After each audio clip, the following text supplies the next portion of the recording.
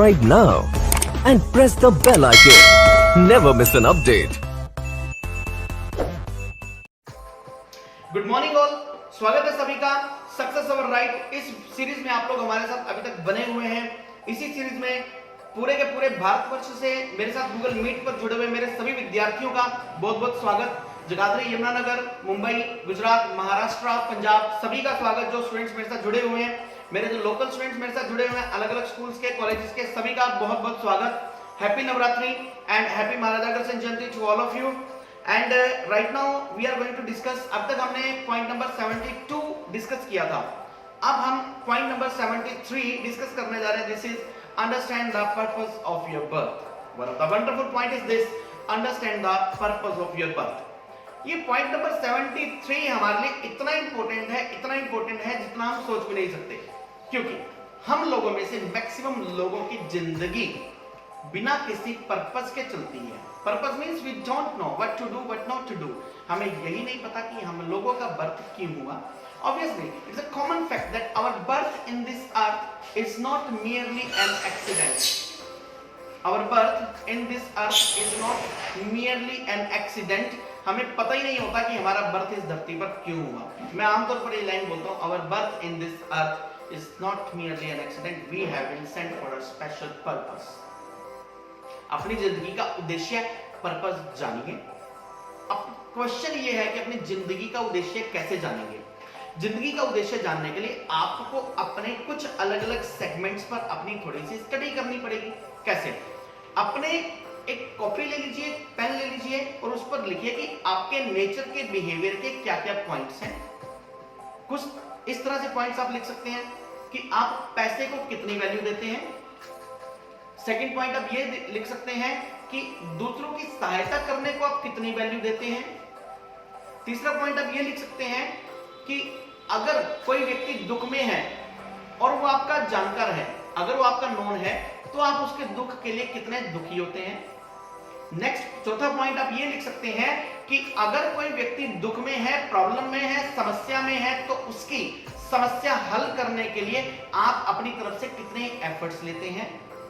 एक पॉइंट इसमें ये लिख सकते हैं कि यदि कोई आपका जानकार, सगा संबंधी, अपना मित्र, बंधु कोई प्रोग्रेस करता है लाइफ में, तो आप उसकी प्रोग्रेस से खुश होते हैं या दुखी होते हैं। इस तरह से ये 5 गोल्डन पॉइंट्स आप अपने पास कहीं पर भी नोट कर लीजिए और फिर अपना एक सेगमेंट वहां पर बनाइए कि इनमें से किसका आंसर यस है, किसका नो है, किसकी कितनी मैं सहायता करता हूं। अगर आपको लगता है कि आप हेल्पिंग नेचर के हैं, किसी की हेल्प करते हैं, तो आपको अपनी जिंदगी का पर्पस ये बनाना चाहिए, आपको अपने साथ, यानी आपको कुछ अपने साथ संस्थाओं को जोड़ना चाहिए जिनकी आप सहायता कर सकें।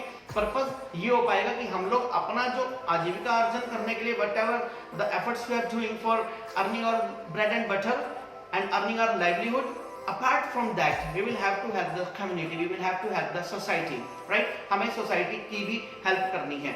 उससे आपको क्या होगा? उससे आपको एक इंटरनल हैप्पीनेस मिलेगी। इंटरनल हैप्पीनेस मिलने की वजह से आप क्या करेंगे? जिस पर्पस के लिए आप आगे चल रहे हैं, जो आपके गोल हैं, जो आपके टारगेट है, जो आपका फाइनल गोल है, that is known by the name of success. दोस्तों मैं दोबारा से याद करा दूं, सक्सेस ओवर राइट हमारी सीरीज चल रही है, उसी के पार्ट नंबर 73 चल रहा है।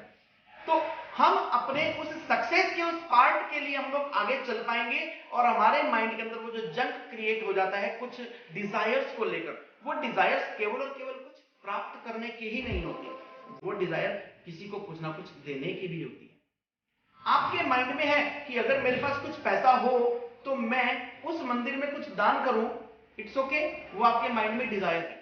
आपके माइंड में डिजायर है कि अगर मेरे पास पैसा हो तो मैं अपने पैसे से एक भव्य मंदिर का निर्माण करूं, अपना एक पर्सनल मंदिर बनाऊं जहां पर पब्लिक भी आए। ये एक डिजायर है। ये डिजायर कुछ लेने की डिजायर नहीं है, ये डिजायर कुछ देने की डिजायर है। ये प्रकृति का नियम है, हम जब भी देते हैं तो हमें मल्टीपल होकर वापस मिलता ही मिलता है। तो हम अपनी उस जो हमने लिस्ट बनाई इन पांचों के पांचों पॉइंट्स की, इन पांचों के पांचों पॉइंट्स के बेस पर देख लीजिए कि आप देने वाली नेचर के हैं या आप लेने वाली नेचर के हैं। अगर आपको लगता है कि आप देने वाली नेचर के हैं तो अपने आप को कुछ ऐसी संस्थाओं का पार्ट बनाइए, अपने आप को कुछ ऐसे ऑर्गेनाइजेशंस के साथ जोड़िए, कनेक्ट कीजिए जिन ऑर्गेनाइजेशंस के साथ मिलकर आपको समाज में एक परिवर्तन ला सकते हैं, समाज में कुछ काम कर सकते हैं। या अगर आप समाज में कुछ ड्रास्टिक चेंजेस लाना चाहते हैं तो यू कैन डू। और अगर आपको लगता है कि आप देने वाली नेचर के नहीं हैं, आप ओनली ओनली सक्सेस ओरिएंटेड हैं और आप अपनी लाइफ में सक्सेस प्राप्त करके अपना एक लाइफ स्टाइल अपना अलग से जीना चाहते हैं, तो अपना सारा का सारा फोकस उधर कीजिए।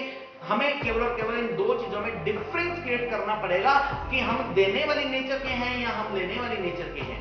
हालांकि यहां पर प्रकृति का नियम ये बोलता है, जब हम समाज को कुछ देते हैं, जब हम समाज को कुछ देते हैं, तो हमारी वो जो देने वाली नेचर है ना, उसकी वजह से, हमारी उस देने वाली नेचर की वजह से प्रकृति हमें बार बार देती रहती है और मल्टीपल में देती है। तो देने वाली नेचर की अगर आप अपनी नेचर बनाए तो वेल एंड गुड। हालांकि एक फॉरेन राइटर का ये भी कहना है कि पता नहीं ये देने वाला सिद्धांत कहां से बना। एक फॉरेन राइटर का कहना ये है, पता नहीं ये देने वाला सिद्धांत कहां से बना। प्रकृति के अंदर ऐसा कहा जाता है कि देने वाला सिद्धांत है, लेकिन जहां तक प्रश्न है वो राइटर ने इसको बिल्कुल एब्सोल्युटली ये तय कर दिया कि देने वाला सिद्धांत कहीं पर भी कुछ नहीं है। तो it is up to you may think over there.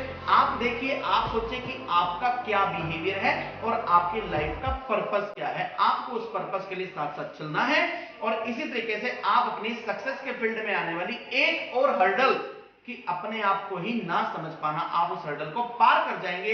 ये हमारे पास पॉइंट नंबर 73 था, understand the purpose of your birth. अपने जीवन का एक महत्व, अपने जीवन का एक पर्पस, अपने जीवन का एक उद्देश्य आप जानिए और उस उद्देश्य के लिए काम कीजिए। दोस्तों, अगले वीडियो में आप देखेंगे living for ourselves is a social crime.